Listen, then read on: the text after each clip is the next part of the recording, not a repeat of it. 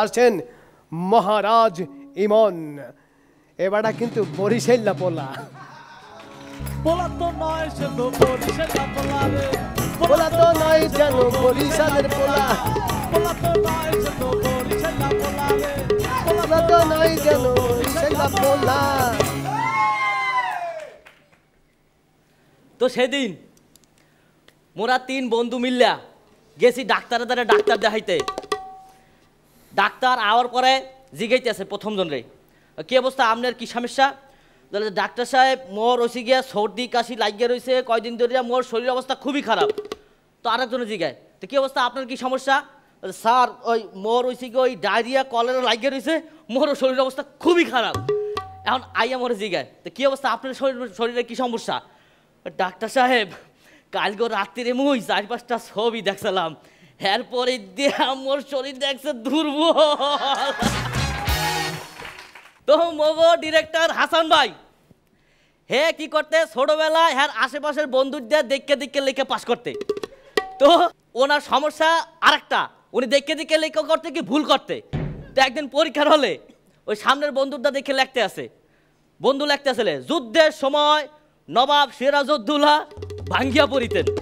তো উনি ভুল করিয়া লেখছে যুদ্ধের সময় নবাব সিরাজউদ্দৌলা জাঙ্গিয়া পড়িতেন। তো মোর আবুল মামা হে করছে কি, ডাক্তার দ্বারে গেছে, যাইয়া কয়, ডাক্তার সাহেব মোর তো একটা জটিল সমস্যা হয়েছে। তা কি সমস্যা? বলে যে এই মুই যদি ওই ট্রেনে যাই না, ট্রেনের হালকা হালকা ঝাঁকুনিতে তো মোর ঘুম চলে আসে। ডাক্তার ভালো তো, এটা তো আপনার ভালো স্বভাব, আপনার ঘুম ভালো হয় না। ডাক্তার সাহেব ওই মোর বেডরুমেও তো একই সমস্যা। তো মোর পরিবারটা হচ্ছে রঘুদ্দে পরিবার। মোর কাকুও গেছে সেদিন ডাক্তারের দ্বারে, ডাক্তার দ্বারে যাইয়া কয়, ডাক্তার সাহেব মোর খুব জটিল সমস্যা হয়েছে। কি সমস্যা? কয় মোর পেট ইদানিং ফুলল ওই মাদা সারের মতো হয়ে গেছে, হ্যাঁ খালি গুডুর মুডুর করতে থাকে। ও আচ্ছা বুঝতে পারছি, আপনার ওই বাসার যে খাবার দাবার আছে ওই খাবারগুলো একটু ঢাকা রাখবেন। তো কয় ঢাকা, বরিশাল রাখলে হয় না?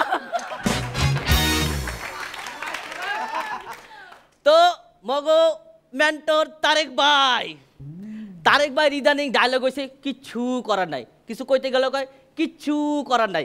সেই দিন মুই স্ক্রিপ্ট লই গেছি, স্ক্রিপ্টে হার পছন্দ নাই, কাটতে সিরিজে ফালাইয়া কয় কি তুই মাইন্ড করছো? তুই মাইন্ড করলে মোর কিচ্ছু করার নাই। লই গেছি জোকসও কাটতে সিরে ফালাইয়া, তুই কি কষ্ট পাইছো? তুই যদি কষ্ট পাও মোর কিচ্ছু করার নাই। এইয়া হইনা তো মোর মাথা মোতা পুরা আউট হয়ে গেছে, গরম হয়ে গেছে। হ্যাঁ পরে সেদিন কি করেছে, উনি সিঁড়িতে পড়ে যাইয়া পুরা বোম্বাস্টিক সাইজ হয়ে গেছে। কইছি ভাই আপনি কি ব্যথা পাইছেন? কয় হরে।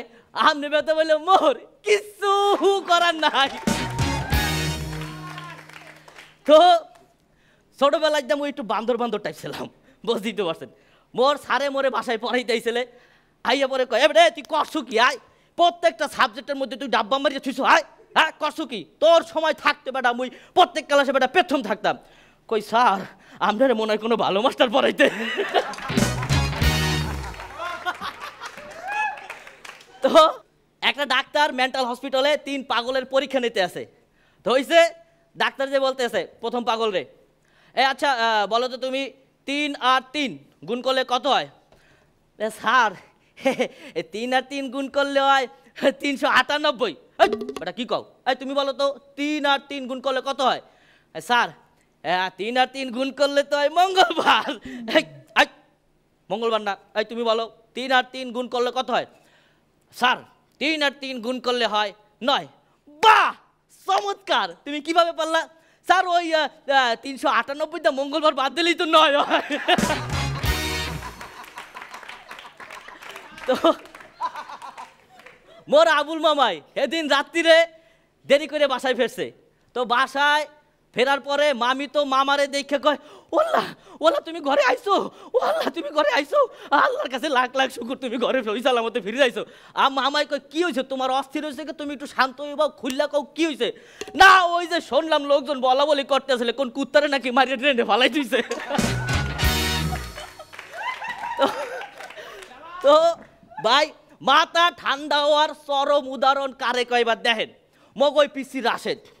ওই রাশেদ করছে কি পরীক্ষার হল দিয়ে একদিন বাইরে হইয়া পরীক্ষা শেষ ওই বন্ধু বান্ধবগুলো লাগে ওই এরকম করে কোল্ড ড্রিঙ্কস খায় আর পাশের জন্য জিগে আজকে যেন কি পরীক্ষা দিলাম। তো মোর আশেপাশে যে মানুষের ভাই স্বভাব চরিত্র হেয়ে দেখে তুমি হতাশ। কি হয়েছে মুই যদি মজা করি কারোর লগে কথা কই কয় বেটা তুই একটা ফাজিল। এখন যদি সিরিয়াস কথা কই করে তুই একটা আতেল। এখন যদি বেশি কথা কই বেটা তুই একটা বাসাল। এখন যদি কই তর্ক করিয়ে কিছু কইতে যাই হেয়ার পরে কবে এই তুই একটা বেটা বেয়াদব। চিন্তা করছি কারো লগে মুই কোনো কথাই কমু না একের চুপচাপ থাকমু। শেষ মাস হ্যাপর হাইয়া কয় বেটা ভাবলো। Thank you.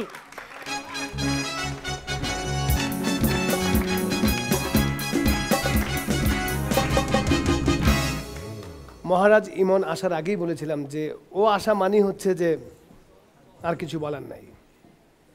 মাজার ভাই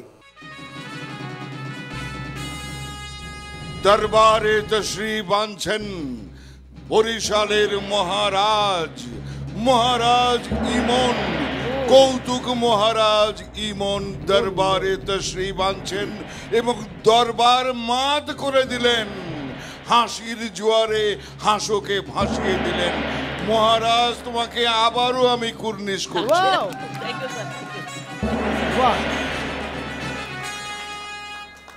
জুয়েল ভাই মহারাজ নতুন তো কিছু না, ওইসব জানে যে ওকে কুর্নিশ করতেই হয়। করবে না করবে সবই জানে, সবই জানে, এতে মোটেও ভুল নাই। তো তুমি যেরকম বাবজালা সেরকমই পারছো। অশেষ ধন্যবাদ। Thank you sir. হসপিটালে প্রথম দিকে যেভাবে পড়েছিল আমি ভাবছি শেষ পর্যন্ত কি হসপিটালই মরতে হয় কিনা।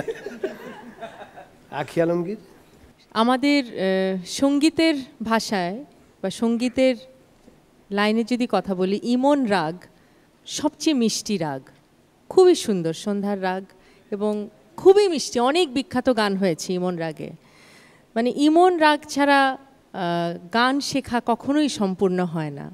ঠিক তেমন মহারাজ ইমন ছাড়া হাসর কোনো সই সম্পূর্ণ হবে বলে আমার মনে হয় না।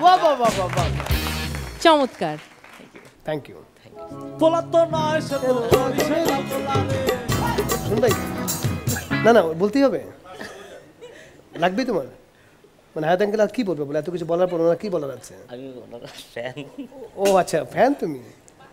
ও my god I don't know, I didn't know. তাহলে বলেন হায়াত আঙ্কেল। চশমাটা বুকে ঝুলিয়েছো কেন? ভাব নেওয়ার জন্য।